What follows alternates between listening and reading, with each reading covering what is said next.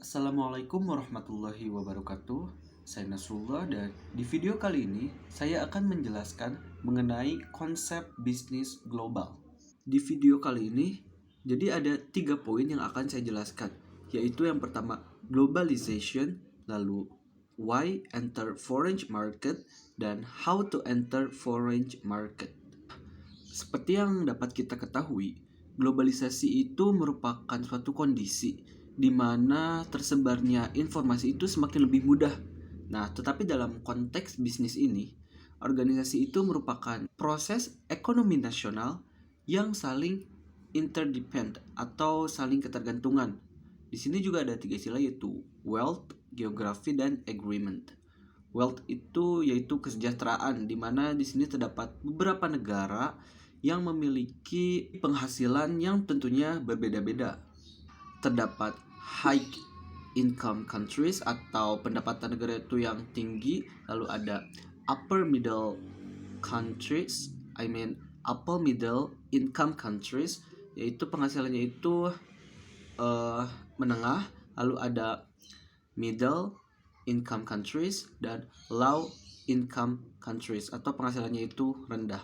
Untuk istilah kedua yaitu ada geografi, yang merupakan wilayah. Seperti yang kita tahu, di dunia ini itu ada beberapa benua seperti Eropa, Asia, yang dimana di benua Asia itu terdapat Jepang, Korea, Indonesia juga. Untuk istilah ketiga yaitu ada agreement atau kesepakatan bekerja sama, di mana contohnya ada WTO atau World Trade Organization atau organisasi yang mengatur kebijakan perdagangan internasional. Lalu untuk di Asia itu ada AFTA, ASEAN Free Trade Area atau organisasi perdagangan di Asia Tenggara. Nah, untuk selanjutnya terdapat istilah balance of payment or trade atau keseimbangan pengeluaran dan pemasukan pada suatu negara. Nah, akan terjadi surplus dan defisit pada suatu negara. Surplus itu merupakan suatu keuntungan yang terjadi pada suatu negara. Semisal hasil dari ekspor itu lebih tinggi dari impor, maka akan terjadi surplus negara. Sedangkan defisit akan merugikan suatu negara, yaitu apabila impor itu lebih besar daripada ekspor. Selanjutnya, saya akan menjelaskan mengenai teori-teori di bisnis internasional. Yang pertama yaitu ada teori mercantilism. Teori ini itu muncul pada waktu zaman dulu ya. Jadi teori ini percaya bahwa suatu negara itu akan maju apabila mengumpulkan logam mulia, contohnya perak itu sebanyak-banyaknya. Nah, untuk teori yang kedua itu ada dari bapak ekonomi kita yaitu Adam Smith. Nah, dia itu bilang negara hanya bisa menghasilkan satu macam hasil bumi, di mana negara lain itu tidak. Nah, teori ini disebut teori absolute advantage atau kelebihan absolut. Contohnya negara Inggris itu menghasilkan gandum, lalu Indonesia itu menghasilkan kopi, di mana tentunya Inggris tidak bisa menghasilkan kopi dan dia akan impor kopi dari Indonesia. Nah, ini adalah contoh dari teori Adam Smith. Untuk yang ketiga itu ada teori dari David Ricardo. Dia ini memiliki teori yang bertentangan dengan Adam Smith. Teori dari David Ricardo ini disebut comparative advantage, di mana dia berpendapat bahwa masing-masing negara itu dapat mengekspor apapun apabila yang diekspornya itu tentunya lebih efisien dan komparatif dibanding negara lain. Contohnya negara Thailand itu menghasilkan beras juga kan. Seperti yang kita tahu, negara Indonesia juga negara agraris. Tetapi apabila faktanya negara Thailand itu lebih efisien dalam mengelola beras dan lebih baik juga, maka Indonesia dapat mengimpor dari Thailand. Contohnya seperti itu teori dari David Ricardo. Teori yang keempat yaitu ada teori dari Michael Porter, di mana teori ini disebut competitive advantage atau keunggulan dalam persaingan. Contohnya apabila terdapat perubahan dalam peradaban atau kebutuhan konsumen, perusahaan itu harus bersedia menghadapi perubahan tersebut dan tahu apa yang akan dilakukan agar dapat memenuhi kebutuhan konsumen tentunya. Kelima itu ada Heckscher-Ohlin Theory, di mana teori ini berpendapat bahwa suatu negara akan mengekspor tergantung endomen negara tersebut. Semisal Amerika itu kan intensif capital, lalu Indonesia itu intensif labor. Nah, intensif capital itu advanced technology yang dimiliki Amerika itu jadi advanced technology, maka hal-hal yang akan diekspor oleh Amerika tentunya hal-hal yang berkaitan dengan teknologi. Sedangkan Indonesia ya seperti tenaga kerja. Ya, untuk teori yang terakhir yaitu ada paradoks dari Leontief, di mana teori ini bertentangan dengan teori sebelumnya.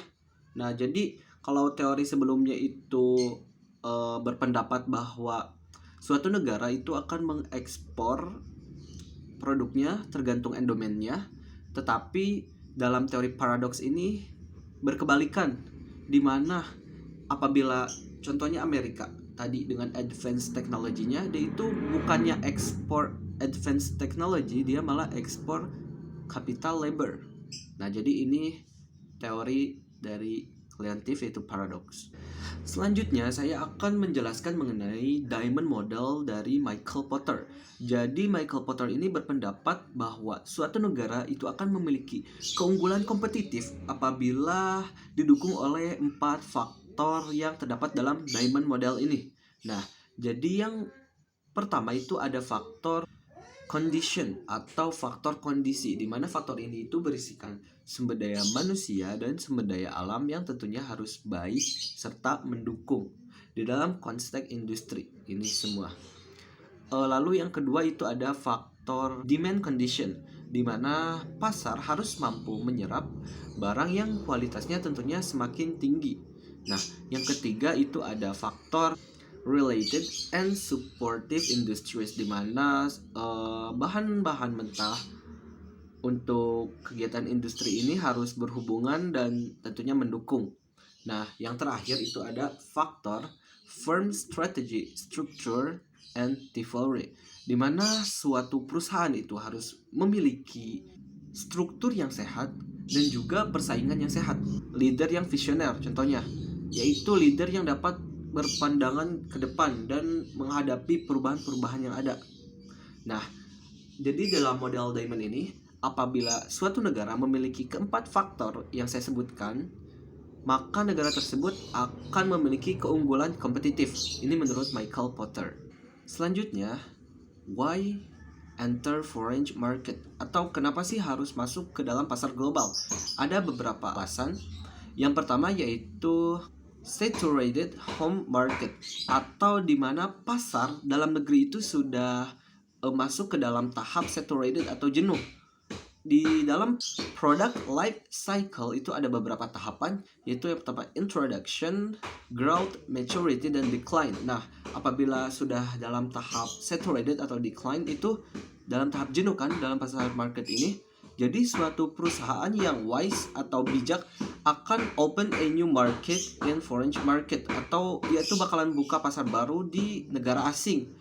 Nah, apabila dia sudah membuka pasar baru di negara asing, otomatis siklusnya itu akan kembali ke introduction dan terdapat mangsa pasar baru untuk produknya. Alasan yang kedua yaitu increase sales and profits, yang dimana akan meningkatkan penjualan dan juga keuntungan. Lalu yang ketiga ada growth population atau meningkatnya populasi, dan yang keempat ada growth economic atau meningkatnya pertumbuhan ekonomi dan kemampuan daya beli masyarakat di negara asing dan juga aksesnya juga. Selanjutnya, how to enter foreign market, atau gimana sih caranya masuk untuk ke pasar global. Yang pertama itu ada ekspor dan juga impor, dimana kita tahu kalau ekspor itu kegiatan mengekspor produk kita ke negara lain, produk dalam negara kita ke negara lain. Sedangkan impor ialah membeli produk dari negara lain untuk negara kita. Nah, di dalam ekspor dan impor ini terdapat dua jenis, ada indirect ekspor impor dan direct ekspor impor. Jadi indirect ekspor impor ini merupakan ekspor dan impor yang memakai perantara. Nah, sedangkan untuk direct import dan ekspor itu ada perwakilan di sana atau ada representatif. Nah, selanjutnya ada joint atau penggabungan, di mana joint ini juga ada beberapa jenis. Yang pertama itu licensing, atau suatu perusahaan memberikan lisensi atau hak kepada negara lain, perusahaan di negara lain untuk memproduksi dan dipasarkan di negara lain. Contohnya ada Nestle, yaitu memasarkan Denkau. Selanjutnya ada franchising, contohnya itu KFC, Kentucky Fried Chicken, dan McD. Lalu ada joint venture atau joint kepemilikan, lalu contract management, dan selanjutnya turnkey operation, dan yang terakhir ada strategic alliance. Ketiga, how to enter foreign market, itu ada foreign direct investment, di mana investasi secara langsung di negara asing. Nah, ada dua jenis juga. Yang pertama itu assembling, atau contohnya jadi investasi yang diberikan itu hanya 20%, 30% atau 50% saja, tidak full. Nah, sedangkan yang kedua itu ada full investment, di mana investasi atau dana investasi di negara itu berasal dari luar 100%. Nah, untuk produk UMKM atau sektor UMKM apa yang memiliki prospek masuk pasar global, menurut saya itu salah satunya ada di home decor atau dekorasi rumah. Nah, seperti yang kita tahu sekarang banyak banget dekorasi rumah yang sangat kreatif dari produk lokal seperti hiasan dinding, cermin, dan lain-lain tentunya. Apalagi apabila seorang pelaku UMKM tersebut mengerti dan memahami mengenai pasar digital seperti platform TikTok, Shopee, dan lain-lain untuk mempromosikan produk mereka sehingga akan lebih dikenal oleh masyarakat luas, bahkan memasuki pasar global. Ya, sekian video yang dapat saya jelaskan. Mohon maaf apabila kurang jelas. Wassalamualaikum warahmatullahi wabarakatuh.